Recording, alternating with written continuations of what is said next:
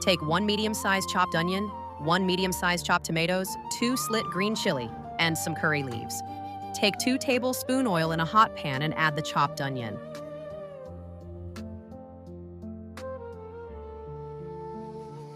Add chopped tomatoes, half a teaspoon hing powder, 1 teaspoon turmeric powder, then add 2 cup rice and red lentils, which was soaked for half an hour.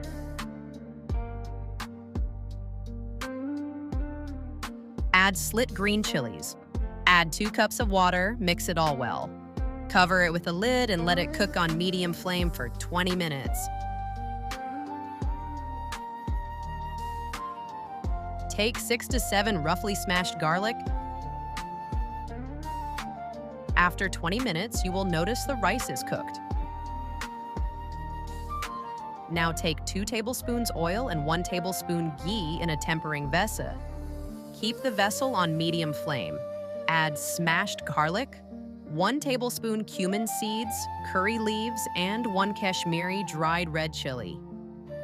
Roast it well and then add this to the khichdi pot and mix it all together.